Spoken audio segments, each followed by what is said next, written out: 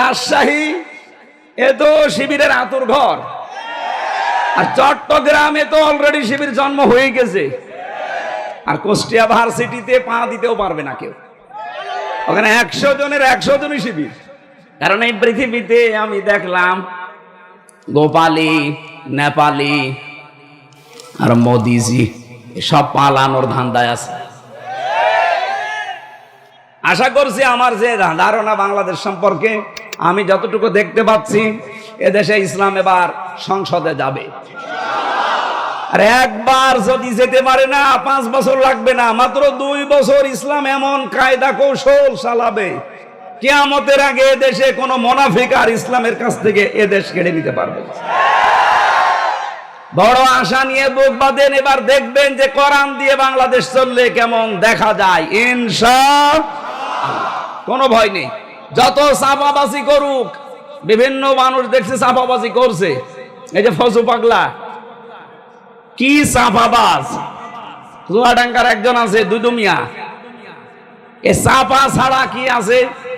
ডাকসুতে নির্বাচনে যারা ভোট দিয়েছে, কেন্দ্রীয় একজন নেতা, আমি নাম নিলাম না, উনি কালকে রাত 12টার সময় টকশে বলছিল যে আমি কেন্দ্রের দায়িত্বে আছি, অথচ আমার 2 জন ভাতিজা ঢাকা বিশ্ববিদ্যালয়ে, তারা আমার দলের লোককে ভোট না দিয়ে ভোট দিয়েছে শিবিরকে। জিজ্ঞাসা করলাম বাড়িতে এসে যে ভোট দিয়েছিস কাকে? বলছে চাচা শিবিরকে। কেন? ওরা পানি খেতে দেয়, পানির ফিল্টার দিয়েছে, এসি লাগিয়ে দেয়। আর আপনি যাদের কথা বলেন ওরা এসি খুলে দেয়, পানির ফিল্টার ফেলে দেয়।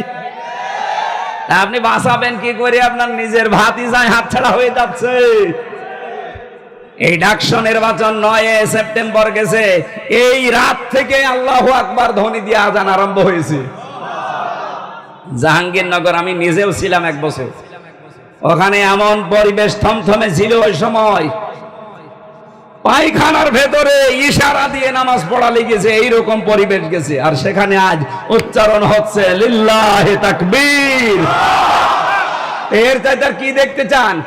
1 বছর মাত্র এসেছে, দেখেন দলে দলে পালে পালে মানুষ এখন ইসলামে আসতেছে। বিশেষ করে ডাকসু আর জাকসুর পরে তো টর্নেডো বয়ে যাচ্ছে দেশে। আমি তো আর রাজশাহী শুধু না, এই দেশের 630টা থানা, প্রায় সব জায়গায় কম বেশি দৌড়াচ্ছি। সারা দেশে একটা ঝড় উঠে পড়েছে ডাকসু জাকসুর পরে। এখন অধিকাংশ মানুষ বলছে আর কোনো দিকে নেই, এখন আছে আল্লাহর বিধান কায়েম করার জন্য, যা হয় হবে। আউযু বিল্লাহি মিনাশ শাইতানির রাজিম। বিসমিল্লাহির রহমানির রহিম।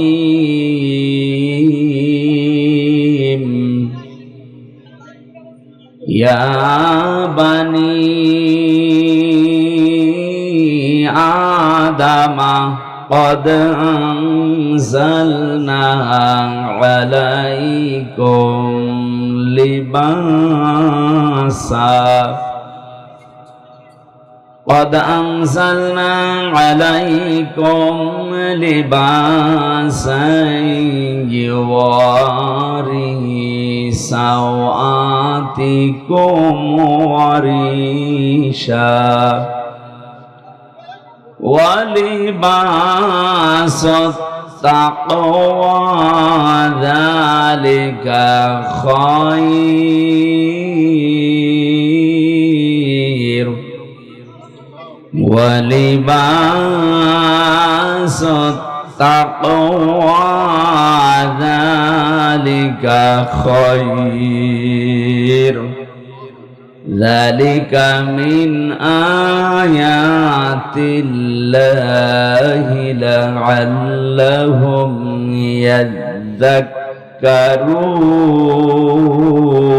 يذكرون صدقت يا ربنا।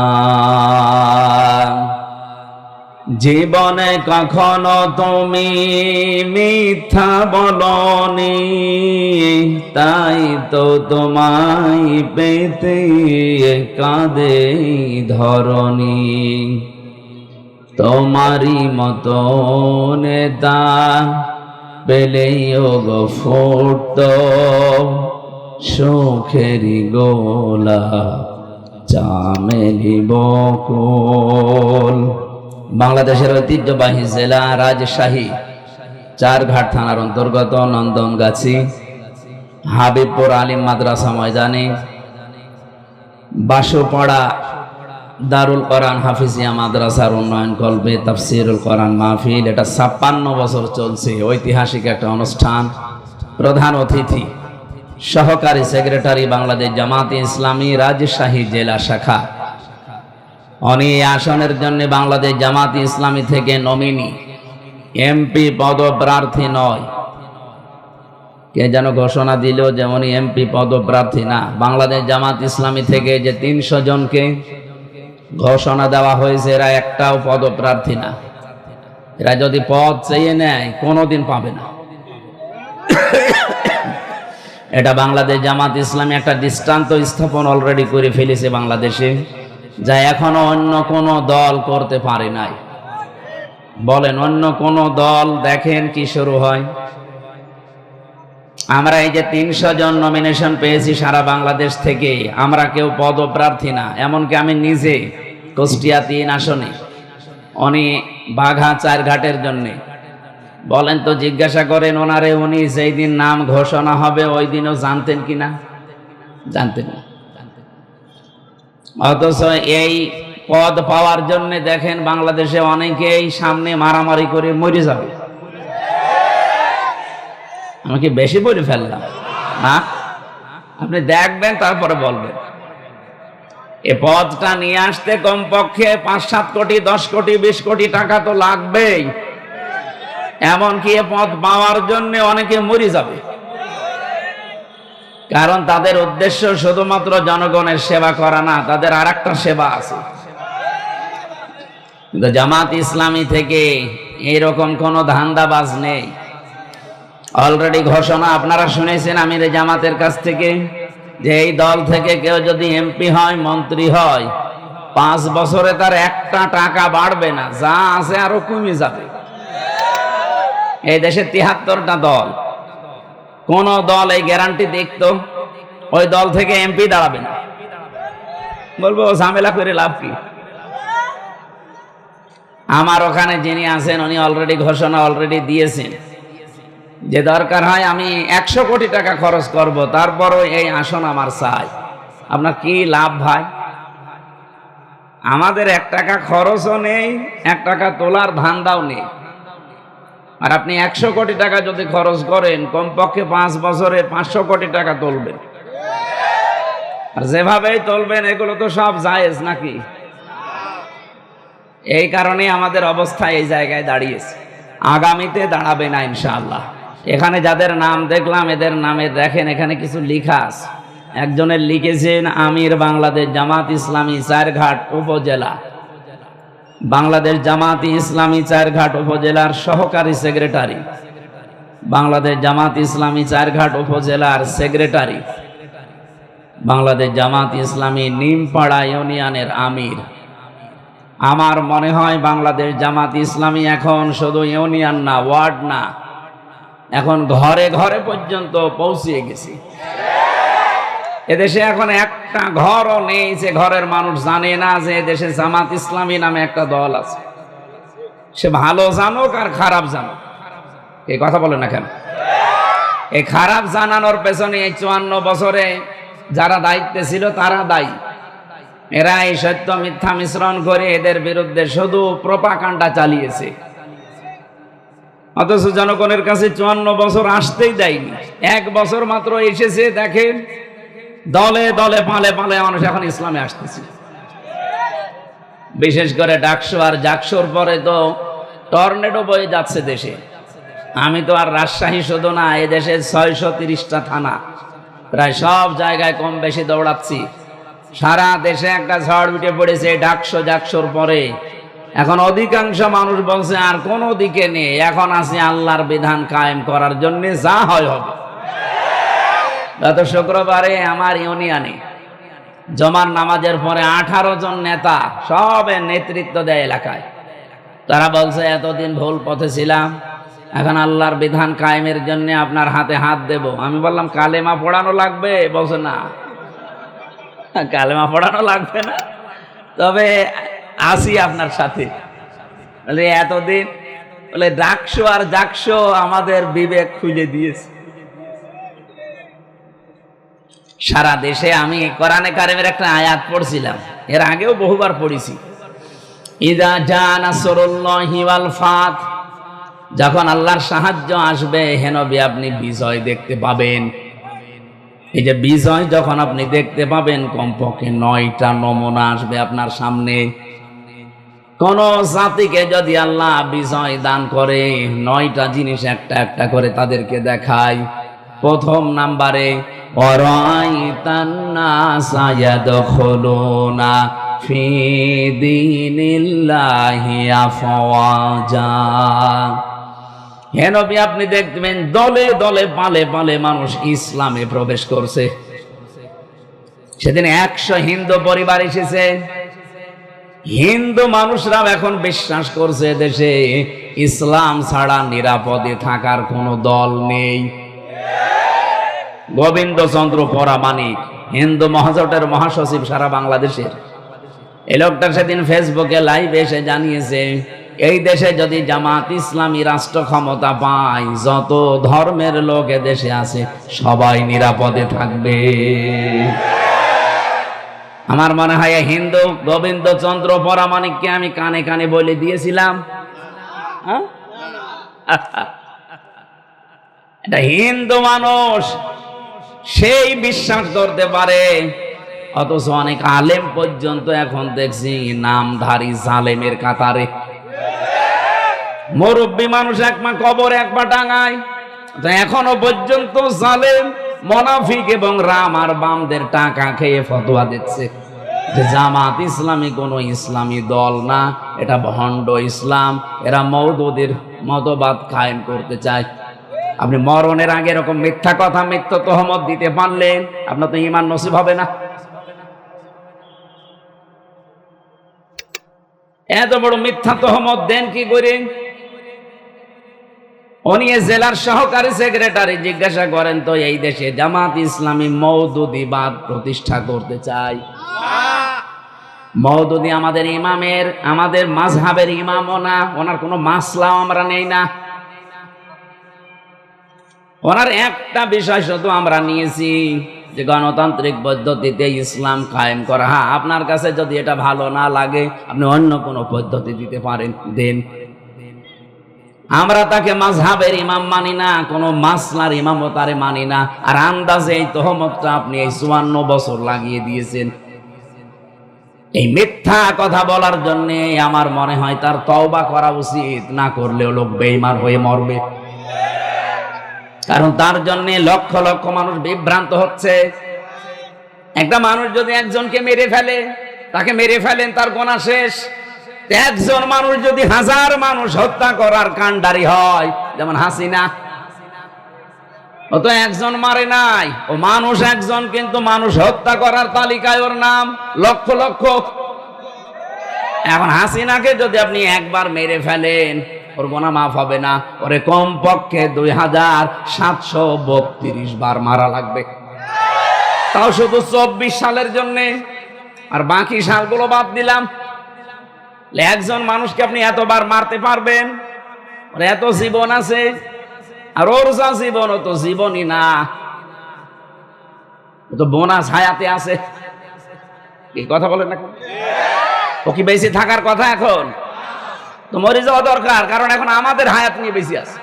যদিও আমাদের দেশে নেই, যেখানে আছে ওই দেশের মানুষের হায়াত এত না গড়, ও যতদিন বেঁচে আছে অন্তত ওনার মরে যাওয়া উচিত।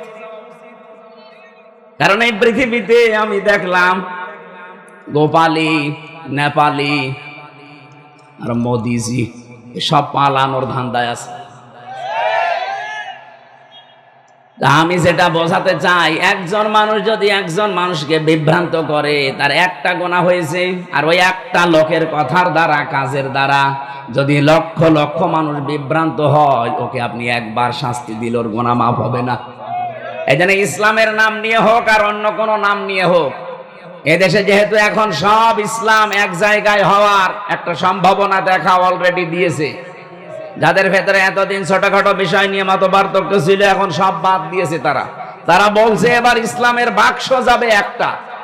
এই জন্যই তো জালেম আর মুনাফিকদের মাথা খারাপ হয়ে গেছে। তারা এতদিন যারা আমারে বলতে হুজুর দোয়া করেন, এখন দোয়া না বদ দোয়ার জন্য ডাকে না।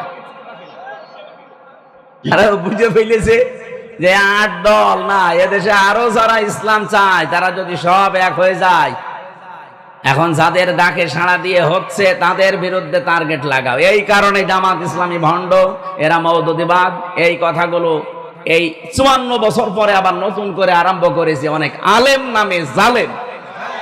আমি জালেমই বলবো, কারণ মিথ্যা কথা বলেন কেন আপনি?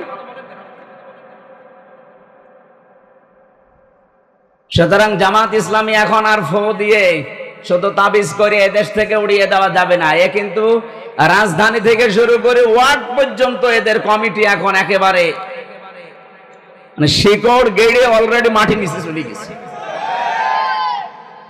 এই জন্য এই সমস্ত ধান্দায় যারা আছেন এই ধান্দাবাজি বাদ দেন।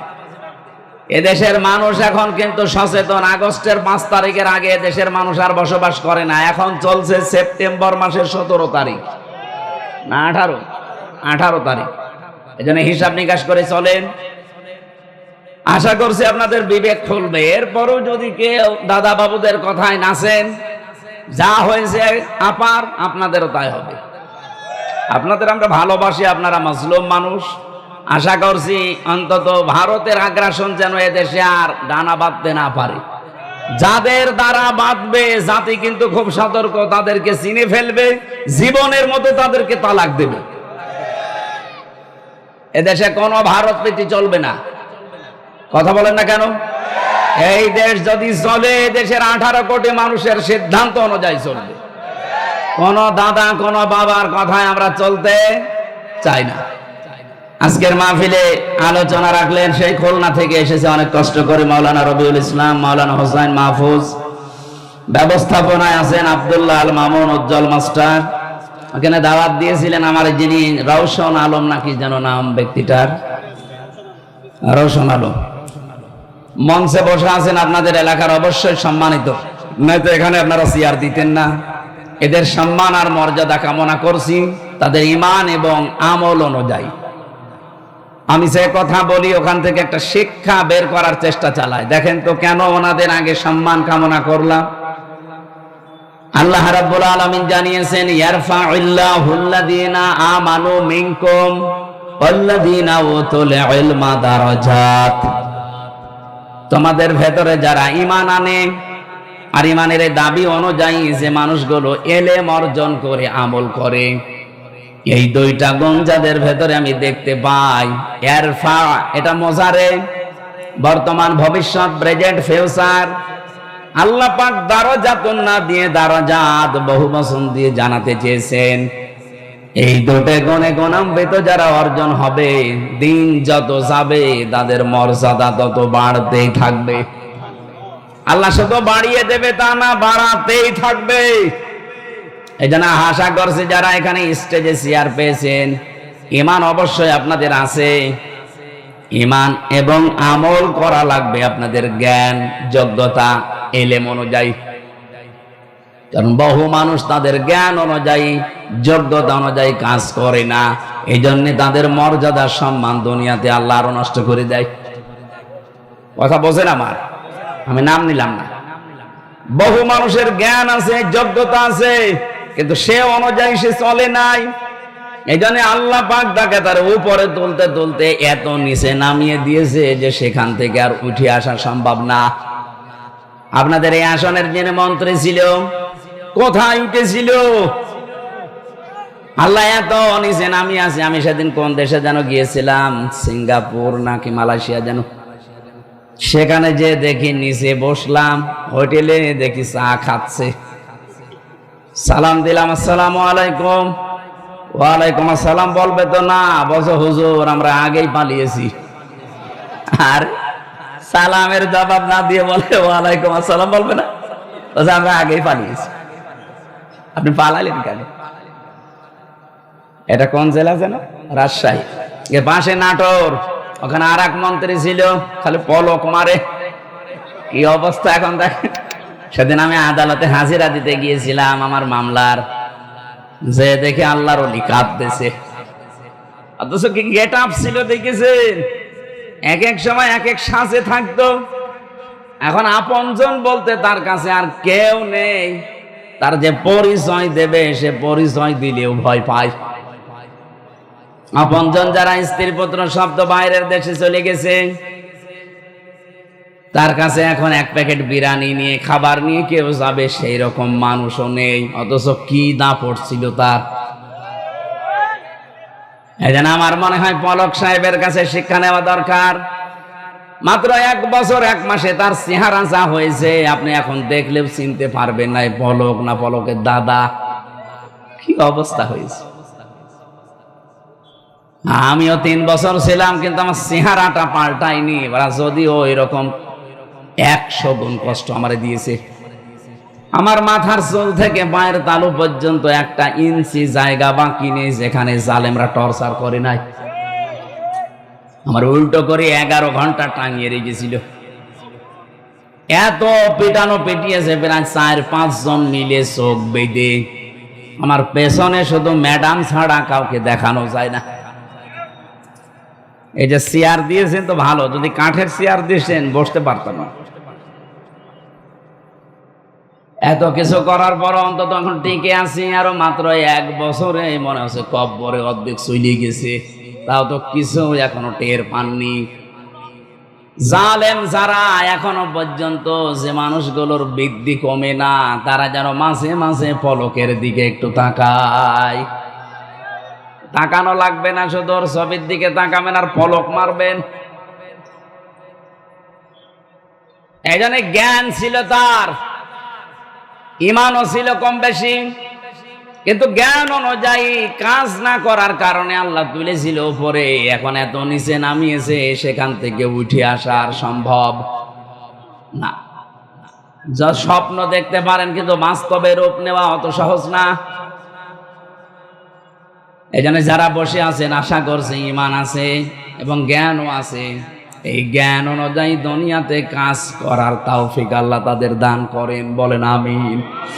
পর্দার আড়ালে শুধু ডানে বামে না, বিভিন্ন জায়গায় তারা বসে আছে। সম্মানিতা মা এবং বোনেরা, প্রশাসনের ভাইরা, প্রাণ প্রিয় রাজশাহীবাসী, আল্লাহর দরবারে শুকরিয়া জানাচ্ছি যে এই বৃষ্টি মুখর দিন, রাতেও আমাদের সারা রাত আজকে বৃষ্টি, এখানেও হয়েছে হয়তো, নয়তো যে কাদা মাটি। সুতরাং এই ঘন্টা 2-3 সময় আল্লাহ আমাদেরকে কোরআন শোনার জন্য যে একটু বের করে দিলেন। আমরা তাফসীর আকারে কথা বলতে চাই, আপনারা থাকবেন তো ইনশাল্লাহ। এখানে মাগরিবের আজানের 10 মিনিট আগে আমরা ছেড়ে দেবো ইনশাল্লাহ। দল মত নির্বিশেষে অনুষ্ঠান। এটা কি শুধু জামাত ইসলামী বাংলাদেশের অনুষ্ঠান না, এ কোরআন শরীফ শুধু জামাত ইসলামী বাংলাদেশের না। কিছু কিছু মানুষ এখন কথা তুলতেছে যে এনাদের নামে ইসলাম শব্দ থাকা জায়েজ নেই। কেন? তারা বলছে আমরা শুধু কোরআন মানি আর হাদিস মানি, ইজমা, কিয়াস, ইজতিহাদ এগুলো আমরা মানি না। আপনি তো কোরআনও মানেন না, হাদিসও মানেন না, শুধু মানেন চাপাবাজি আর চাঁদাবাজি। বলেন আপনাদের জীবন যারা একথা বলে যে জামাত ইসলামী বাংলাদেশ, এখানে ইসলাম শব্দ থাকা যাবে না, শুধু জামাত বাংলাদেশ। আপনারা দলিল দিচ্ছেন যে আমরা কোরআন আর হাদিস মানি, বাকি কিছু মানি না। ওনারা যা করে কোরআন হাদিসে পড়ে না, আপনি যা করেন ওটা কোরআন হাদিসে পড়ে। আপনার চাঁদাবাজি আর চাঁদাবাজি কোরআনের কোন জায়গায় আছে আপনি দেখান তো। সেদিন একটা হাদিস পড়ছিলাম জেলা ইউনিটের বৈঠকে, বিশ্বনবী জানিয়েছেন, আনাবি যাররিন রাদিয়াল্লাহু তাআলা আনহু قال قال النبي صلى الله عليه وسلم من ادعى ما ليس له فليس منا وليتبوأ مقعده من النار। মুসলিম শরীফের হাদিস, একটু খেয়াল করে শুনবেন। নবীজি বলেন, যে জিনিস তোমার না, ওই জিনিস যদি তুমি নিজের দায়িত্বে নিয়ে নাও, তাহলে 2টা শাস্তি ওই দিন থেকে তোমার শুরু হয়ে যাবে। আবার বলছি, যে জিনিস তোমার না, ওইটা যদি নিজের আয়ত্তে তুমি নিয়ে নাও, জোর করে হোক, জবরদস্তি করে হোক, দখল করে হোক, চাঁদাবাজি করে হোক, যেভাবেই নিজের দায়িত্বে যদি নিয়ে রাখো, ওই দিন থেকে তোমার শাস্তি হবে দুইটা। এক নম্বরে ফালাইসা মিন্না, আমি নবী বললাম তুমি আমার উম্মত আর নেই। একজন বলছে সুবহানাল্লাহ। নবীজি বলছে ফালাইসা মিন্না, তুমি আর উম্মত নেই। বলেন তো ইহুদিরা নবীর উম্মত, খ্রিস্টানরা উম্মত, হিন্দুরা উম্মত, বৌদ্ধরা উম্মত। ওরা মারা গেলে জানাজা হয়? বলেন বলেন। তাহলে যেই মুসলমান দাবি করে নবীর উম্মত থেকে খারিজ হয়ে গেল, তাহলে ওর জানাজা পড়ে কবরে দিয়ে কি লাভ হবে? আপনি তো নবীর উম্মতই নেই। যদিও ভাষাটা একটু কড়া হয়ে যাচ্ছে, বাস্তবতা এটাই। যারা অন্যের সম্পদ আজ নিজের দখলে নিয়ে বহু আনন্দে আছেন, আপনার নামের আগে মোহাম্মদ থাকতে পারে, আল্লাহর কসম আপনি নবীর উম্মত নেই। এবার আপনি হাদিসের এই প্রথম অংশ অনুযায়ী বলেন, বাংলাদেশে এরকম মানুষ আছে না নেই? বলেন বলেন, নাম ধরবো। এ রাজশাহীতে বহু আল্লাহর নাম আমি জানি। দুই নম্বরটা আরো কঠিন, সে যেন জাহান্নামে নিজের একটা স্থান বরাদ্দ করে নিল।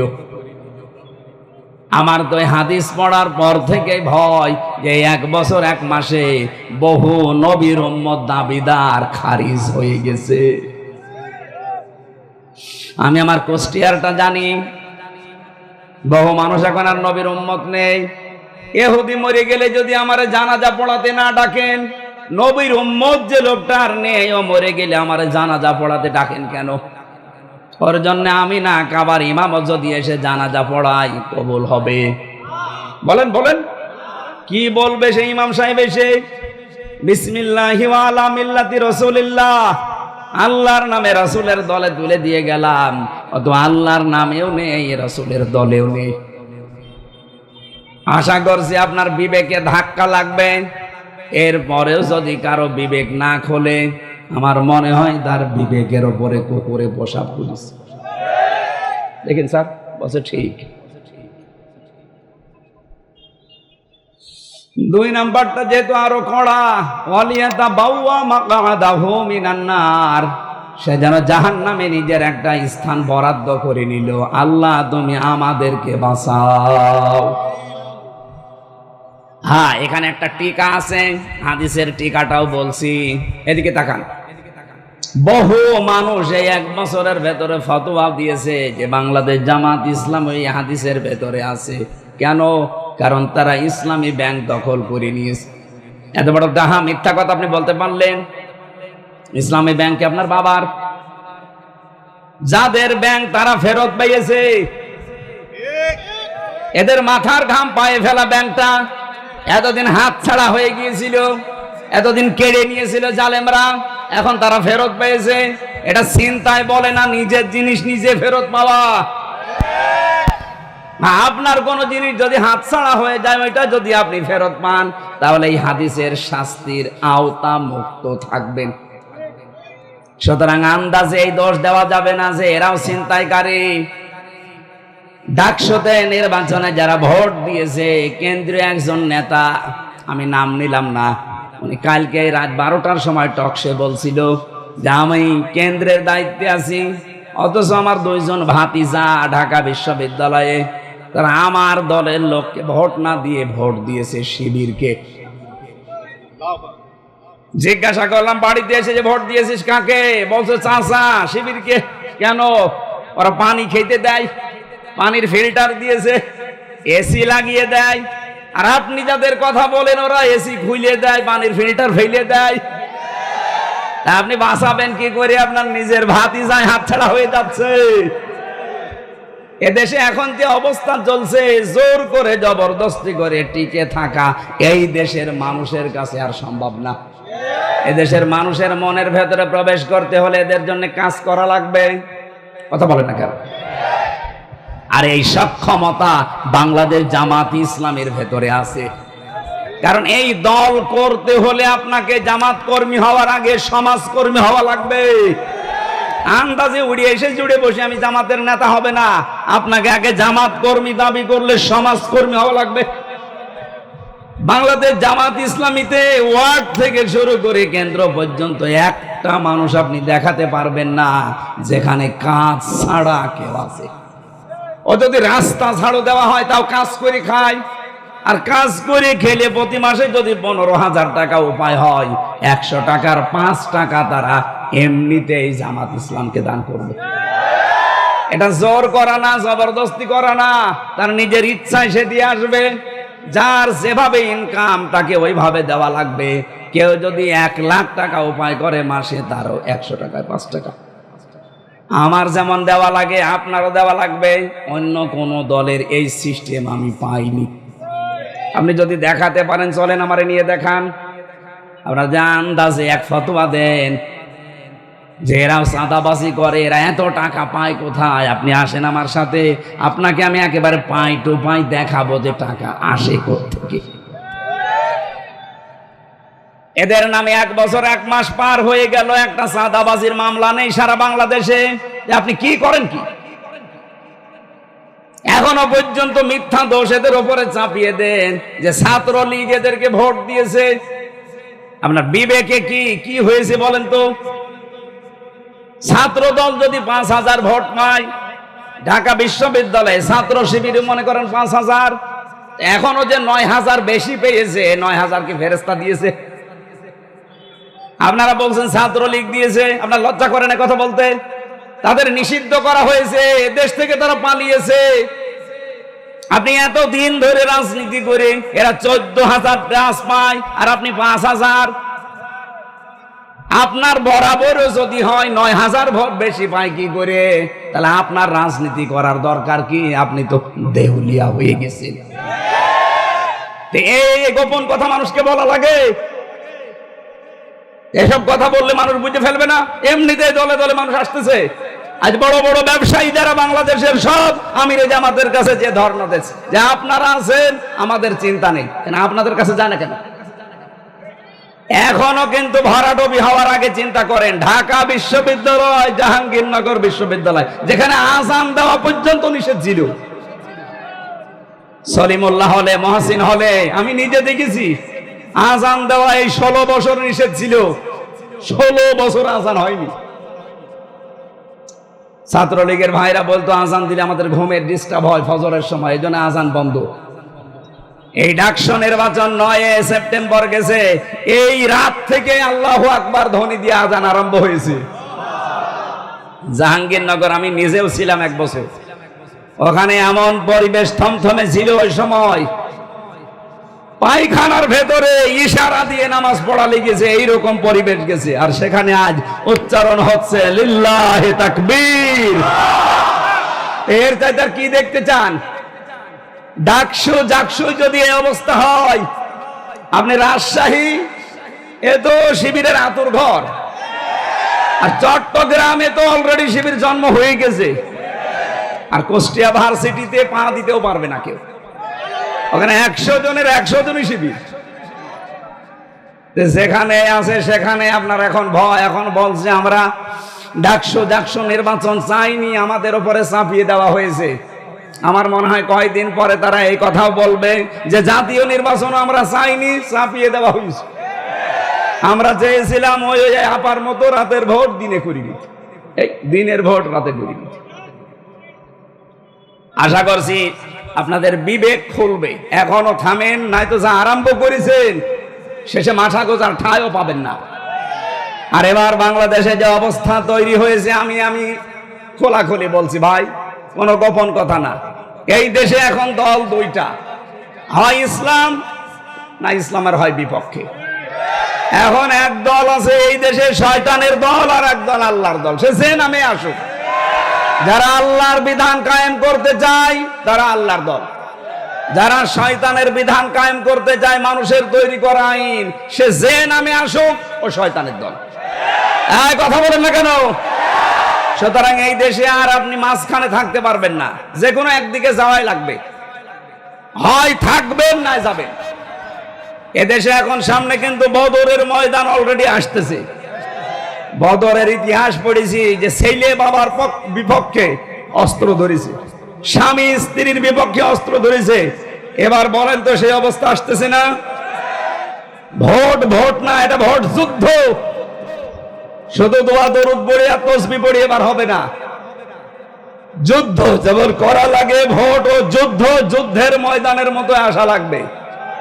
অনেকে বলছে না যে যারা ঝামেলা করতে আসবেন বোর মহারণা পরিশোধ করে আসেন, না তো বাড়ি আর ঘুরে যেতে পারবেন না। কি সিদ্ধান্ত নিয়ে ফেলেছে দেখেছেন? হয় মরবো নাই মারবো। আশা করছি আমার যে ধারণা বাংলাদেশ সম্পর্কে, আমি যতটুকু দেখতে পাচ্ছি এদেশে ইসলাম এবার সংসদে যাবে। আর একবার যদি যেতে পারে না, 5 বছর লাগবে না, মাত্র 2 বছর ইসলাম এমন কায়দা কৌশল চালাবে, কিয়ামতের আগে এদেশে কোনো মুনাফিক আর ইসলামের কাছ থেকে এদেশ কেড়ে নিতে পারবে। কিন্তু অনেক আলেম আমি দেখতে পাই, বহু আলেম এখনো পর্যন্ত অ্যাক্টিভ না। এরা বলে হুজুর দোয়া করেন, গোপনে আছে। গোপনে আছে মানে আপনি এইরকম অবস্থায় যদি বলেন যে আমি গোপনে আছি, আপনি ওপেন হবেন কবে?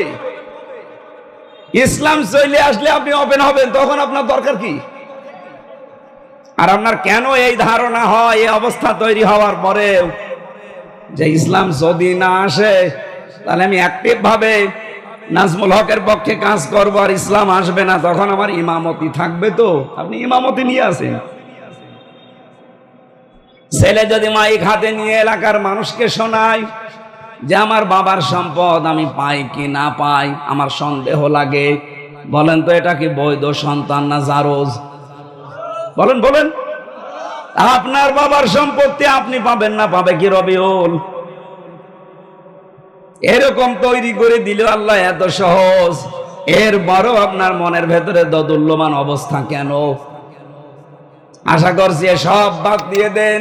ওয়ালা তাহিনু ওয়ালা তাহজানু ওয়া আনতুমুল আ'লাউনা। এখানে যারা আরবি বোঝে আমি তাদেরকে বলছি, আল্লাহ এখানে আনতুম আ'লাউনা শব্দটা এরকম ছিল, অথচ আ'লাউনার আগে আলিফ লাম দিয়ে এটাকে আল্লাহ নির্দিষ্ট করে দিলেন কেন? আরবি গ্রামার যারা পড়ায় জিজ্ঞাসা করেন, মুবতাদা যদি মারেফা হয় খবর সব সময় নাকেরা হয়, কিন্তু এখানে আল্লাহ খবরটাকেও মারেফা বানিয়ে দিয়েছেন আলিফ লাম দিয়ে।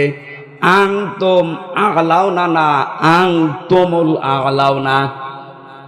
খবর যদি কোনো সময় মারেফা নির্দিষ্ট হয়ে যায়, ইফিদুল হাসর, হসরের ফায়দা দেয়, বাংলা অর্থ দাঁড়ায় হবে।